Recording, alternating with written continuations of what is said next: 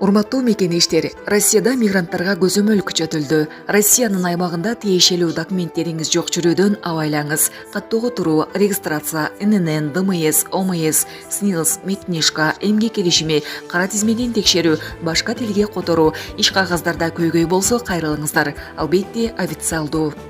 Урматтуу мекенеш, документиңизди тактап толуктап алыңыз. Байланыш номерибиз +7 906 875 15 15.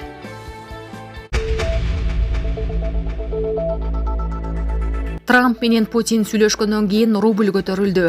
АКШ президенти Дональд Трамп менен орус лидери Владимир Путиндин сүйлөшүүлөрүнөн кийин орус рубльнун долларга карата курсу кескин көтөрүлдү.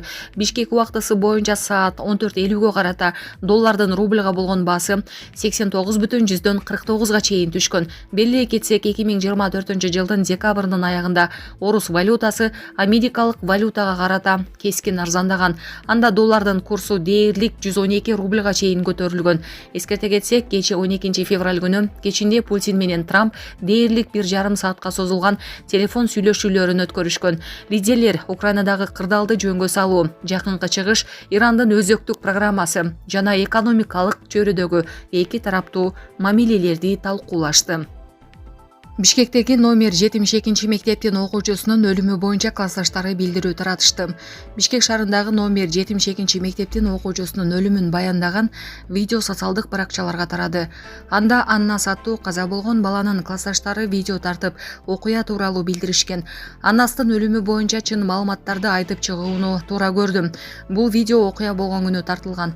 Анасы менен бирге Нурел аттуу классташ балабызды 9 класстын окуучусу чакырып кеткен. Азыр анын атын атабай эле коеюн. Ал жакта эмне болгонун толук билбейм. Алар сүйлөшүп бүткөн соң 9 класстын окуучусу Аннастын кабыргасына пир койгон. Ал эс үчүн жоготкон соң медициналык бөлмөгө алып барышкан.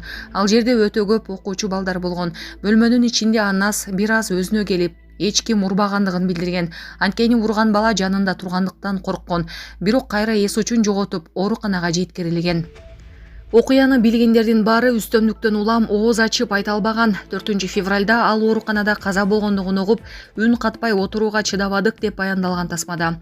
Айта кетсек, буга чейин жогорку кеңештин жыйынында депутат Надира Нарматова номер 72 мектептин окуучусу уур токмоктон каза болгонун айтып чыккан.